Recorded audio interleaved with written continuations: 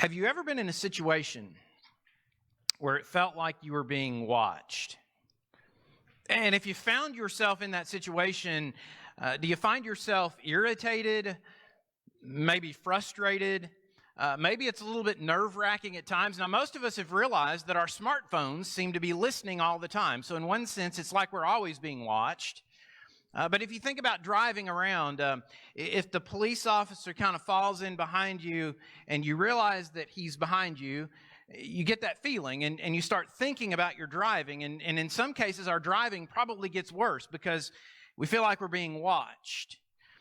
Growing up in high school in Western Kentucky, one of our, J.D. Lingenfelder, he went to church with us, and he was a police officer. And in our day, on Friday night or Saturday night, you would get in your car with your friends, and you would drive around aimlessly, burning gas and listening to music. Some of you remember that.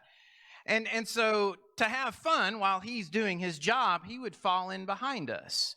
And so you could tell it's dark. There's a policeman behind us. It's probably J.D. You couldn't do anything crazy because you weren't sure. And then finally he'd pull up beside you and just laugh, and he'd go on his way. Sometimes when we're being watched, it makes us nervous. Same city, I worked during high school in a store that was a lot like a Fred's. And so it was Christmas time, and the store is jam-packed with people.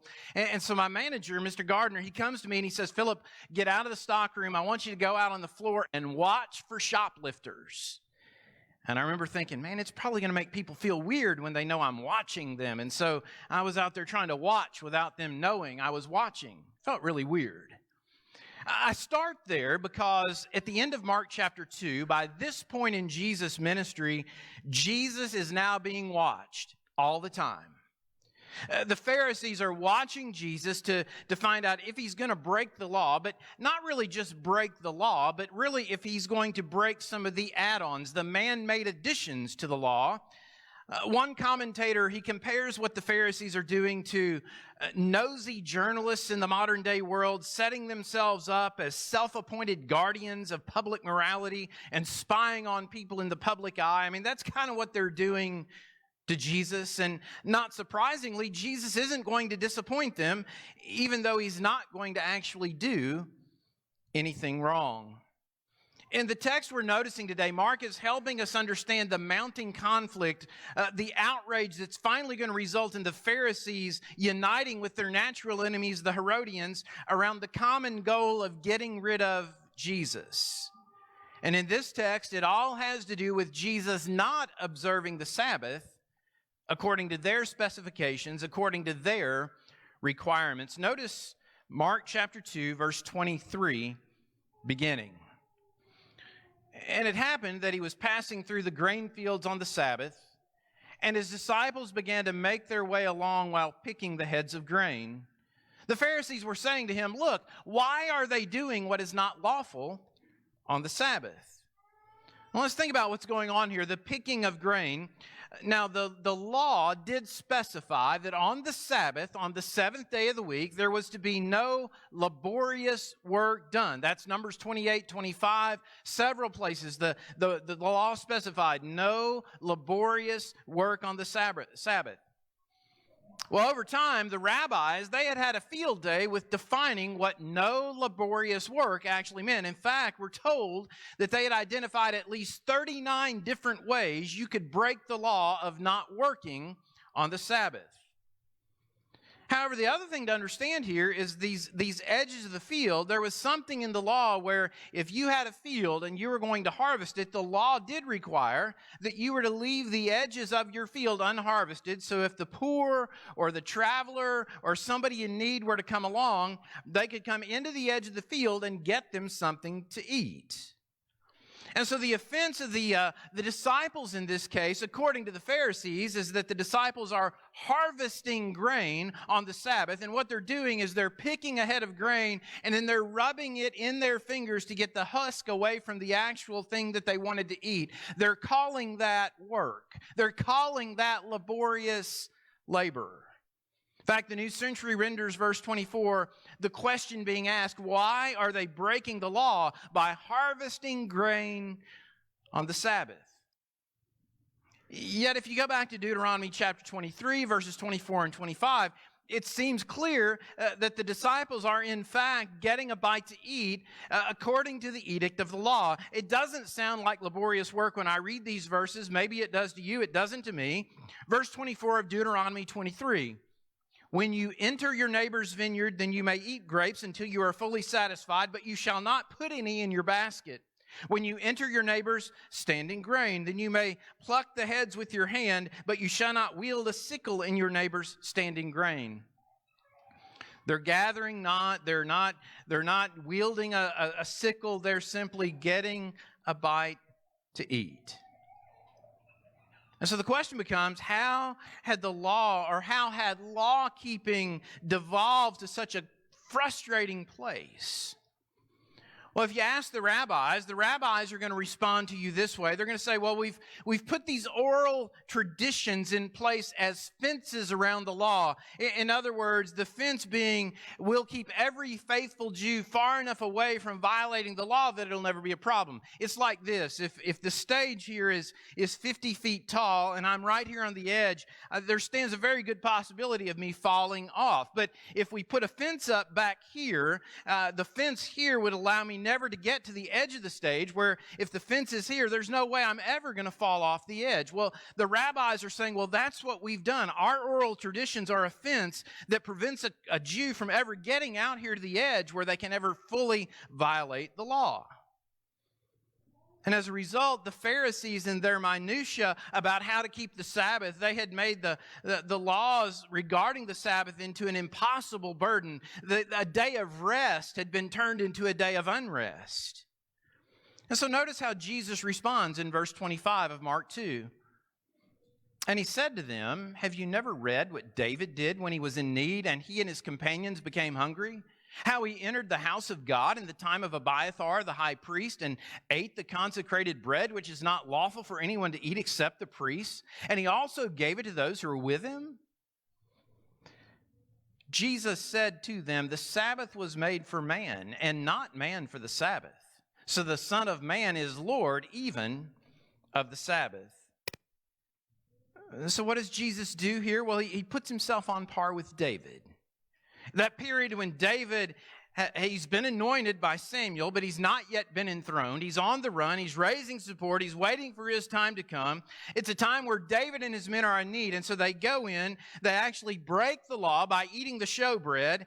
The implication here is that Jesus is the true king, marked out by God, but not yet recognized, not yet enthroned. It's a heavy claim. It's one surely the Pharisees, they would have immediately seen, okay, he's putting himself on par with David. We don't like that.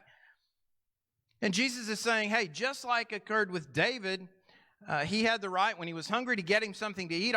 My guys, they're just getting them something to eat. Not really breaking the Sabbath. In their eyes, breaking the Sabbath. One author stated regarding the Sabbath, this wonderful, wholesome day was given to man for rest, for reflection, for worship. Jesus declared that the Son of Man is Lord even of this day. Since he made it, he fully knew its value. He knew how to observe it.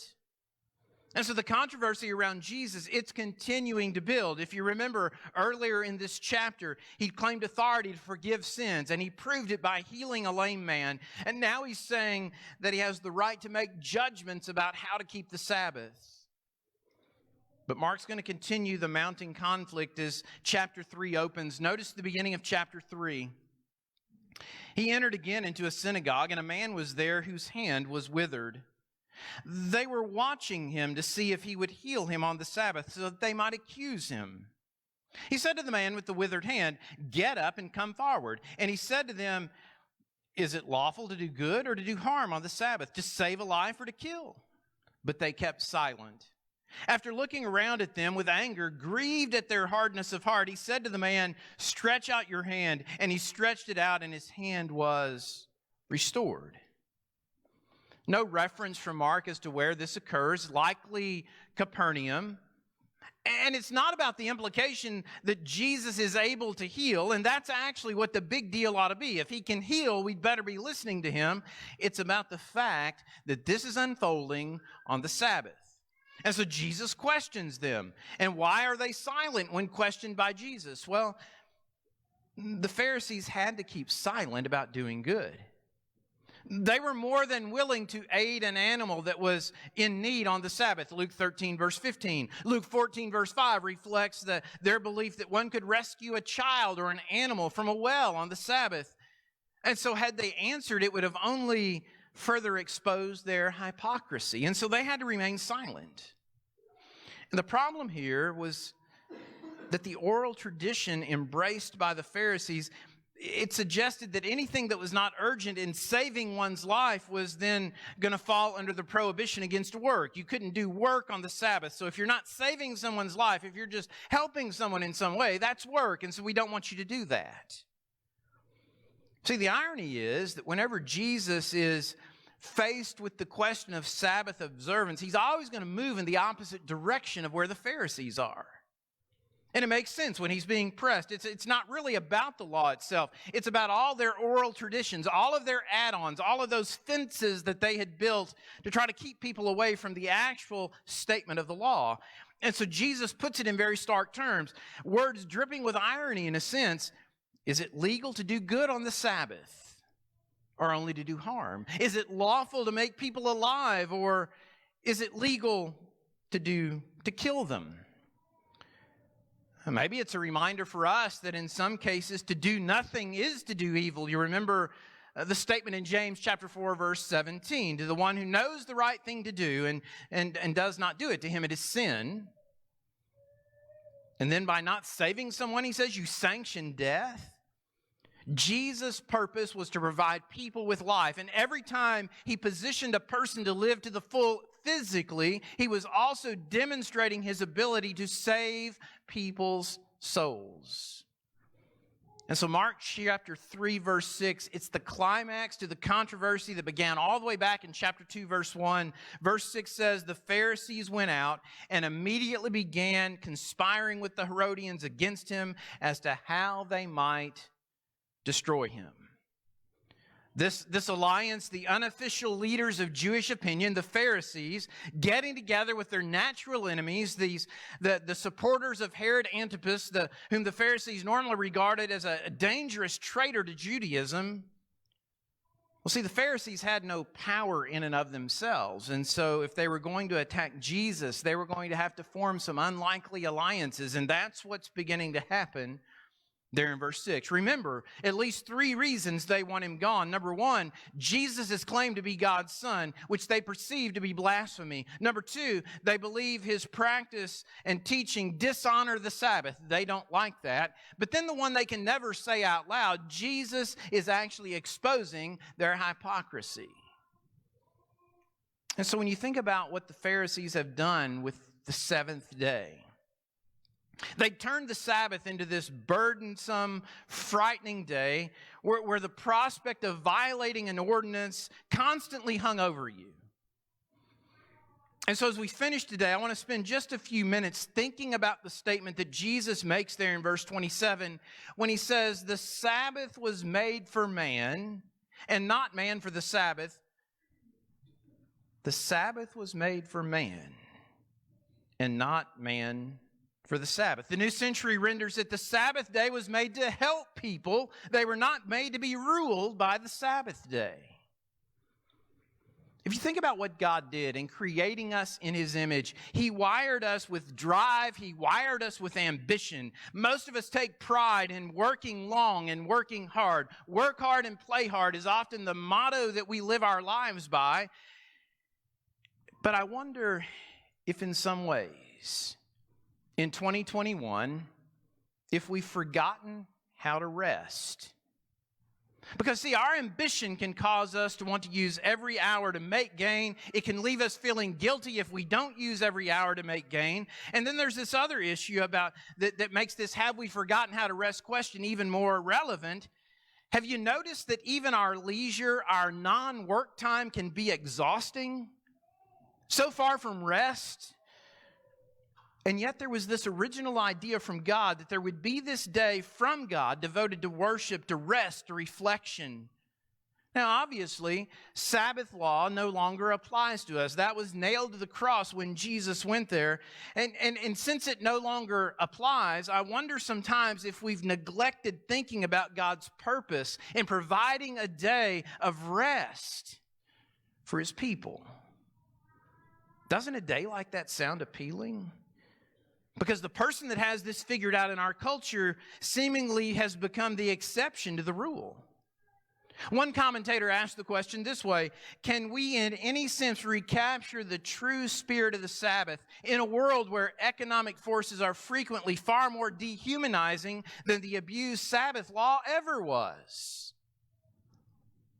How do we recapture an appropriate rhythm of work and rest in this busy all the time world that we live in today? You know, most of us remember the lyrics from one of Alabama's hit songs. I'm in a hurry to get things done. Rush and rush until life's no fun. All I really got to do is live and die. Even I'm in a hurry, and I don't know why. Remember hearing that for the first time, and you're like, yeah, that's my life. Andy Griffith fans, you may remember an episode called Man in a Hurry. A man is on a business trip, and it's Sunday, and he's passing through Mayberry, and of all things, his car breaks down. And so he's in downtown Mayberry, and the streets are deserted. He can't find anybody. And finally, people start piling out of the church building. The implication was everybody's in church on Sunday. And so this guy starts pleading his case. I need to get my car fixed. I've got a schedule. I've got to get out of here. And Andy's like, it isn't happening today. And so finally the guy ends up at Andy's house, and in one scene, Andy and Barney, they're sitting on the front porch rocking, and they're singing about the church in the brown church in the little Wildwood Valley or whatever it is, you know, and finally this guy who's in a hurry, he's reminded again of what it means to slow down. One of the reasons many of us hold businesses like Chick-fil-A in high regard, it's more than good food and great service. It's this decision that they made to not be open on the first day of the week. You think about how much profit they have purposefully foregone by choosing to keep their business closed on that day, that first day of the week. Medical doctor and author Richard Swinson, he defines the problem that plagues so many of us as a lack of margin. And I love this quote that's on the screen now. He says, the conditions of modern day life devour margin. If you're homeless, we send you to a shelter. If you're penniless, we offer you food stamps. If you're breathless, we put you on oxygen. But if you're marginless, we give you one more thing to do. See, when Jesus reminded his audience that the Sabbath was made for people, this was God's way of ensuring that his people would always have some margin in their lives. And we need that today. And in too many cases, I fear that it is missing. And so the question is, how can we successfully carve out time to rest while living in a culture where life seems to keep us busier than ever? And I'll leave you with several ideas. How can we incorporate rest into our normal routine? Number one, value downtime rather than considering it wasted time. And I know some of you manufacturing folks just died a little on the inside when I said that. But maybe manufacturing illustrates the point. Even a manufacturing operation needs preventative maintenance for the line to run at its best.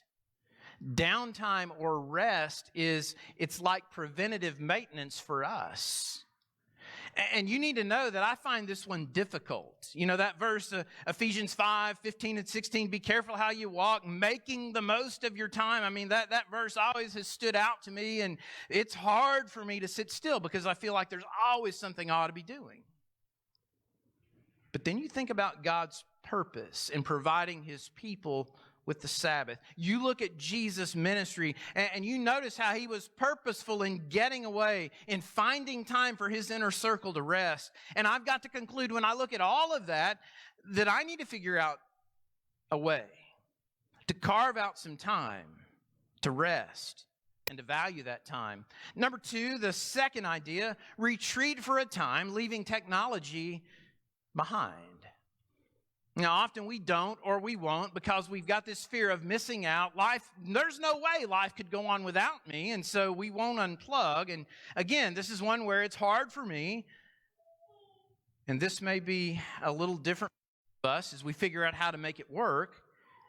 I don't really want my doctor to be on a technology fast on the day that I need him, but he probably needs that for him to operate at his best. But we need to embrace unplugging from the world for a time. Jesus didn't have a technology problem, but he had a people problem. Jesus had to get away from people from time to time. If Jesus needed that, we need that as well. Number 3, get a healthy amount of sleep. Everyone feels better after a good night's rest, but now sleep studies have been done. National Sleep Foundation, they've concluded there is nobody in this room today that doesn't need at least 7 hours to be at their best. That's their study. That's their science. They're not doing this religiously. They're doing science. And that 7 hours, that's just for the old folks, us who are older. As you get younger and younger, you need even more sleep. And we don't always get that minimum 7 hours. And when you don't get enough sleep, there's a lack of alertness. There's excessive daytime sleepiness. There's impaired memory. There's relationship stress. And then if it becomes chronic and it goes on and on and on, then you get things like high blood pressure, diabetes, heart attack, heart failure, stroke, depression, impairment in immunity. All these bad things, lack of sleep.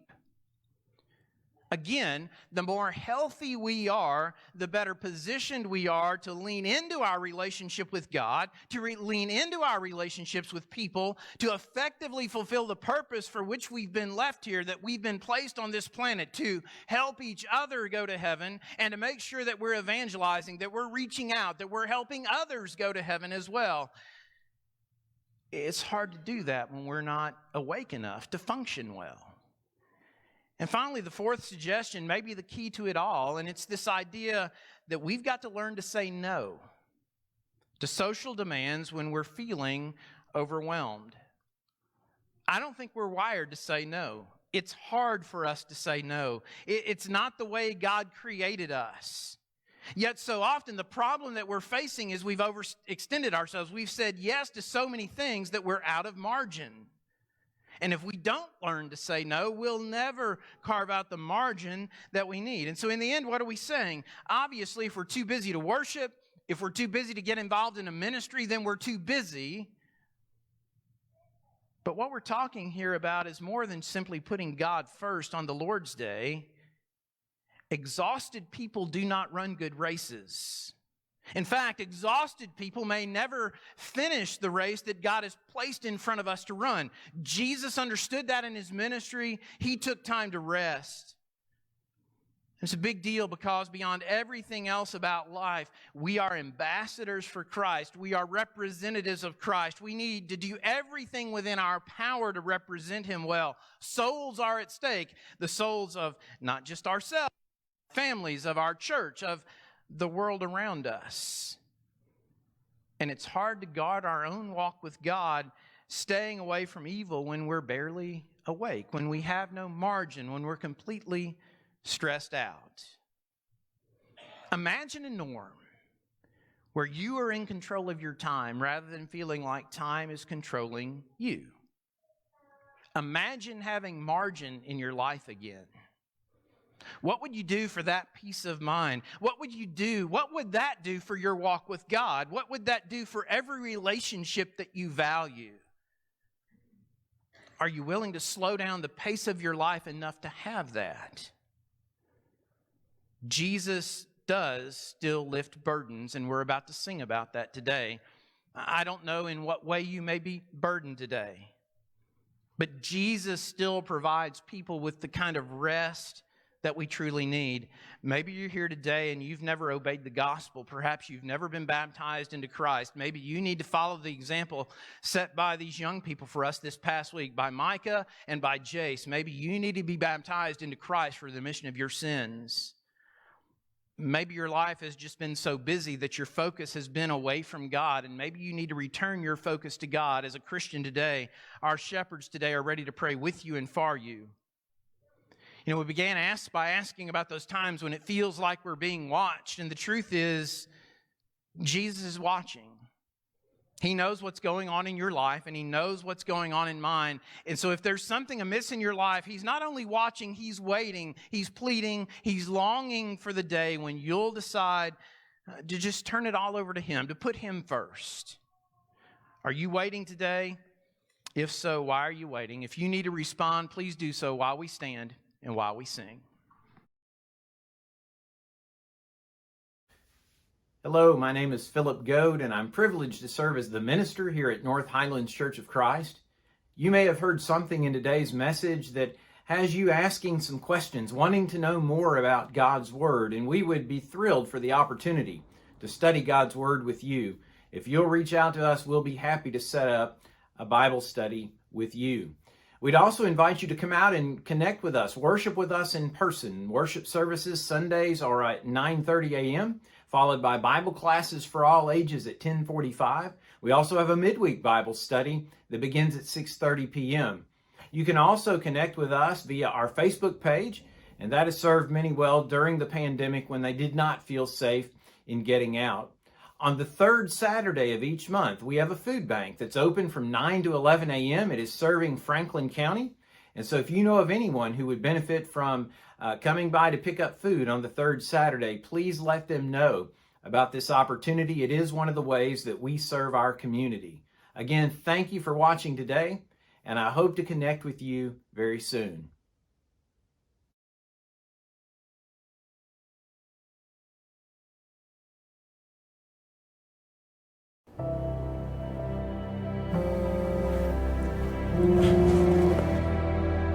Hello? This is he. Are you sure? Okay. Yeah, I'll be right there.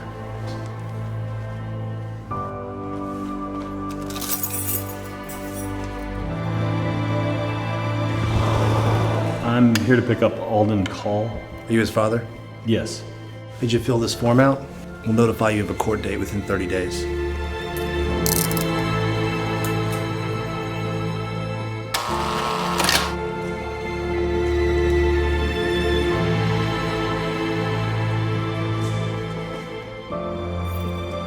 Dad, I know I messed up, and I know you're probably upset. I'm sorry. Come on, bud. Let's get you home. Mom's gonna be worried.